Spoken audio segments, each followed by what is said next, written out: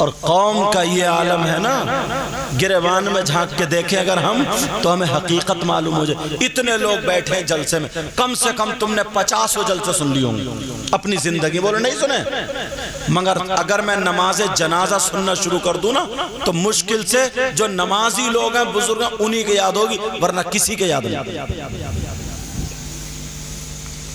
نماز جنازہ ہوتی ہے تمہارے بیٹا، موبائل بند کرو بھی، میری طرف دیکھو، تمہارے یہاں نماز جنازہ ہوتی ہے؟ تم نے دیکھا ہوگا مصلی بچھ گیا، کپڑا جو ہوتا ہے وہ، اور جنازہ وہاں رکھا، نمازی نماز پڑھ رہے ہیں، 2-4 ادھر کھڑے ہیں، 2-4 ادھر۔ یہ کیوں کھڑے ہیں؟ یہ مسلمان نہیں ہے کیا؟ ہیں، مگر ان کے نماز جنازے ہی یاد نہیں ہے۔ حالت تو یہ ہے حضرت، شاعر صاحب اطہر جمالی صاحب اور سب علماء کرام، ایک جگہ ایک والد صاحب کی، قاری صاحب کی خواہش تھی کہ نماز جنازہ میرے باپ کی سید صاحب پڑھا دیں، بہرحال ان کی خواہش میں پہنچ گیا۔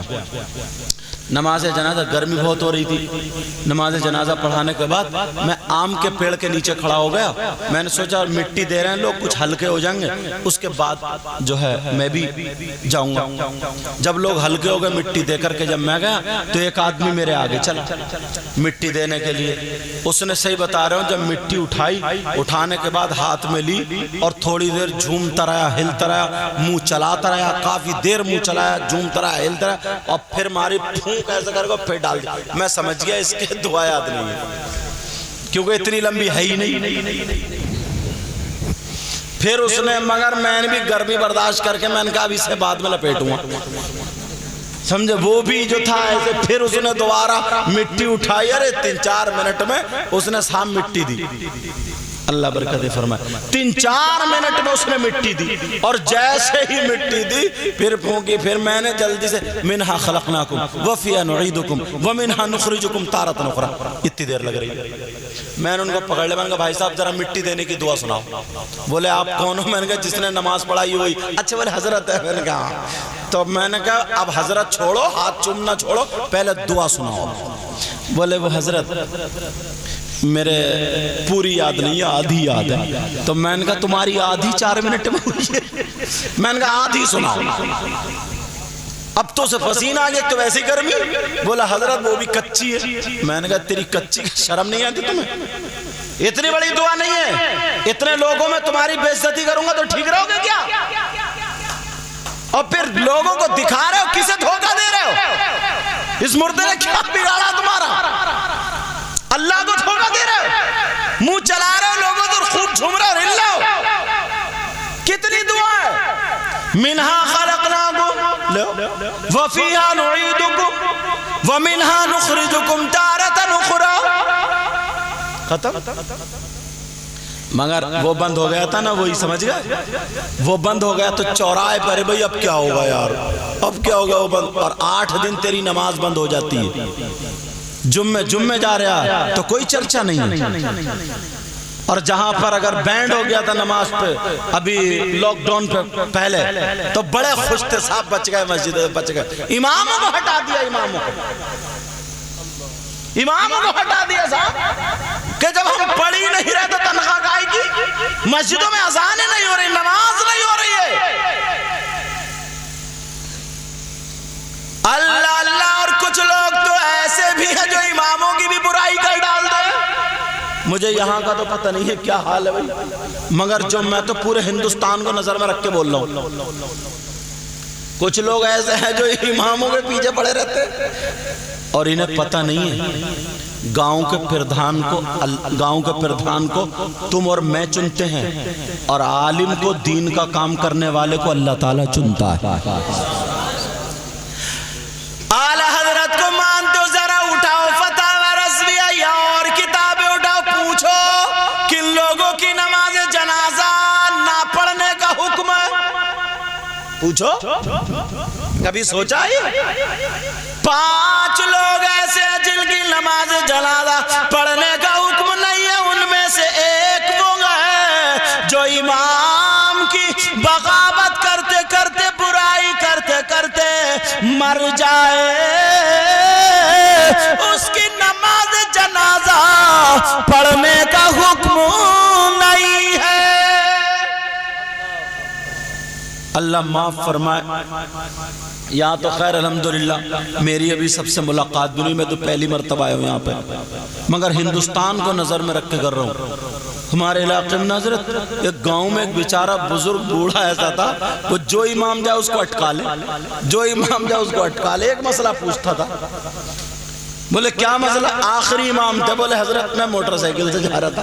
بولے حضرت بس مسئلہ بتا دو مفتی صاحب. میں نے کہا کیا مسئلہ؟ ابھی 5 منٹ بعد پوچھ لوں, موٹر سائیکل پہ ہوں. بولے نہ حضرت بیگ بندھا رکھا ہے. میں نے کہا کیا مسئلہ ہے؟ بولے ایک بڈھا پوچھتا. بولے کیا؟ بولے یہ پوچھتا یہ بتاؤ شیطان کی ختنہ ہوئی کہ نہیں ہوئی؟ توبہ توبہ لا حول ولا قوت. اس سے یہ پوچھو کہ تو اس کی ختنہ پہ بریانی پکا کے کھلائے گا یا کیا کھلائے گا؟ کون ہے تیرا خالو ہے, تیرا رشتہ دار ہے؟ کیا ہو گیا قوم کو ہماری؟ ہر قوم اپنے امام کو, اپنے قائد کو آگے بڑھانے کی کوشش کرتی ہے, اور ہماری قوم یہ ہے کہ پیچھے کھینچ رہی ہے. جس سے دین کا کام ہو رہا ہے اس کو پیچھے ہٹا رہی ہے.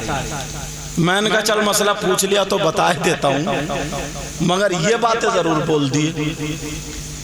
میں نے کہا یہ جو ختنہ ہے یہ سنت ابراہیم ہے, انسانوں کا خاصہ ہے,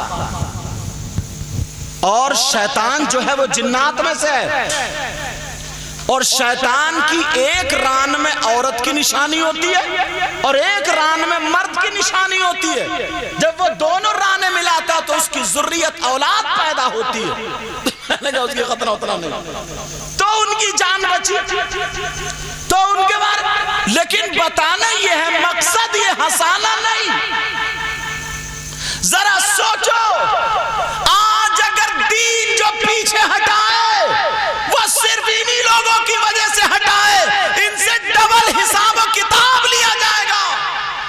کتنے لوگ ہیں جن کے بچے اسکول میں پڑھ رہے ہیں, اور اسکول میں پڑھ رہے ہیں وہ انہیں فیس بھی دے رہے ہیں. بولو دے رہے ہیں یا نہیں دے رہے ہیں؟ اسکولوں میں فیس دے رہے ہیں.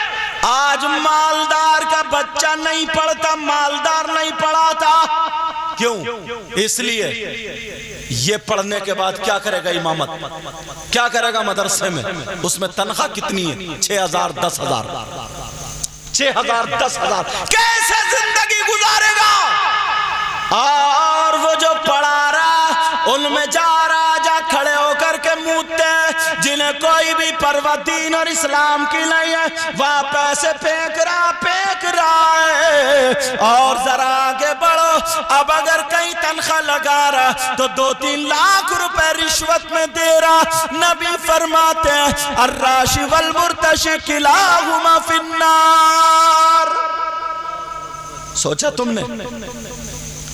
تم نے کبھی بڑے مالدار لوگوں نے بچوں کو پڑھانا کیوں چھوڑا؟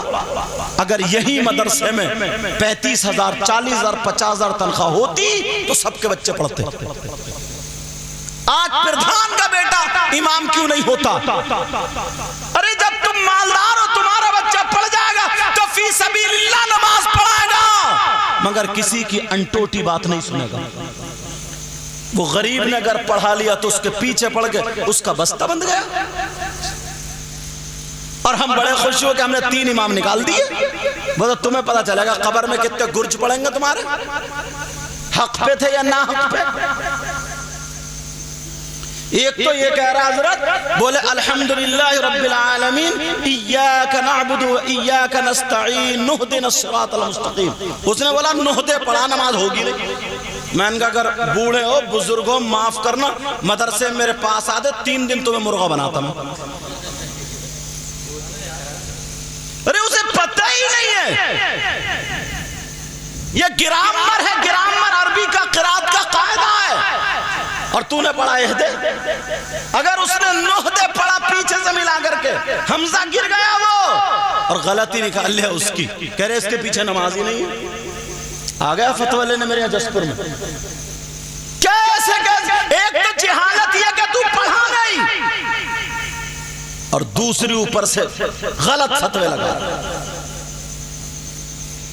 اپنی جوانی دیکھی نہیں, پوری جوانی رنڈیاں دیکھتے ہوئے نکل گئی. اور اگر امام مسجد کے حجرے میں گرمی لگ رہی ہے, ٹوپی اتار کے اگر بیٹھ گیا تو پورے گاؤں میں اڑا دیا. رہے امام تو بغیر ٹوپی کا گھوم رہا. برا ماننے کی بات نہیں ہے، اگر تمہیں نہیں سمجھاؤں تو